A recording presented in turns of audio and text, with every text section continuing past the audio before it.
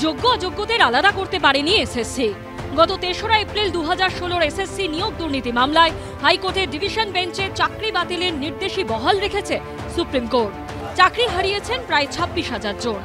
এই অবস্থায় review petition দাখিলের কথা আগেই জানিয়েছিলেন মুখ্যমন্ত্রী।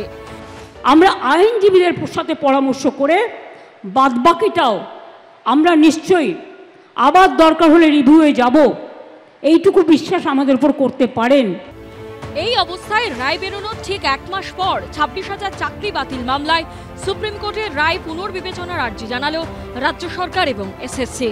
শনিবার সুপ্রিম কোর্টের প্রধান বিচারপতি সঞ্জীব খান্না ও বিচারপতি সঞ্জয় কুমারের বেঞ্চে রাজ্য সরকার ও স্কুল সার্ভিস কমিশন তাদের আবেদনে বলেছে, যে রায় আপনারা দিয়েছেন তা পুনর্বিবেচনা করা হোক।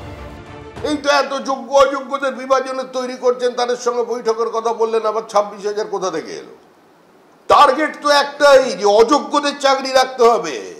যারা চাকরি কিনেছে এবং যারা চাকরি বেচেছে, এই দুজনকে বাঁচাতে হবে। প্রাতিষ্ঠানিক লুটের ওপরে একটা আস্তরণ লাগিয়ে দিতে হবে, তার জন্যই সুপ্রিম কোর্টে যাওয়া। করলো, জনগণের পয়সা খরচা করে দিল্লি যাতায়াত করার ইচ্ছা একটা বাড়লো, করলো, আখের কি কোনো লাভ হয় বলে আমি মনে করি না। বিরোধীদের পাল্টা জবাব দিয়েছে রাজ্যের শাসক দল।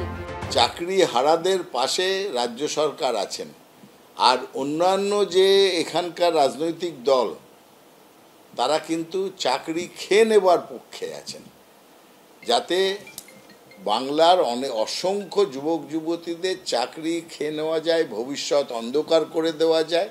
সেটা হচ্ছে এদের সামগ্রিক অবস্থান হচ্ছে বিরোধী দলগুলির, বিশেষ করে সিপিএমের এবং বিজেপি।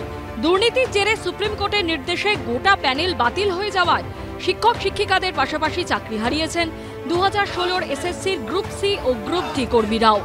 এর আগে এসএসসির প্যানেল বাতিলের নির্দেশনামায় সাময়িক পরিবর্তন চেয়ে সুপ্রিম কোর্টের দ্বারস্থ হয় মধ্যশিক্ষা পর্ষদ। নিয়োগ প্রক্রিয়া সম্পূর্ণ না হওয়া পর্যন্ত ২৬,০০০ চাকরিহারাকে কাজ চালিয়ে যাবার অনুমতির আর্জি জানানো হয় সর্বোচ্চ আদালতে। গত ১৭ এপ্রিল সুপ্রিম কোর্ট জানিয়ে দেয়, চলতি বছরের ৩১শে ডিসেম্বরের মধ্যে নতুন করে পরীক্ষা নিয়ে এই ২৫,৭৫২ জনের জায়গায় নতুন নিয়োগ শেষ করতে হবে। শুধুমাত্র যে শিক্ষকরা দাগি বা অযোগ্য হিসেবে চিহ্নিত নন, ৩১শে ডিসেম্বর পর্যন্ত তাদের চাকরি বহাল থাকলো। আপাতত তারা স্কুলে যেতে পারবেন ও বেতন পাবে। তবে নতুন এই নির্দেশ গ্রুপ সি এবং গ্রুপ ডি কর্মীদের জন্য প্রযোজ্য নয়। অশিক্ষক কর্মীদের ক্ষেত্রে পূর্ব নির্দেশই বহাল থাকবে, অর্থাৎ এখন থেকেই চাকরি ছেড়।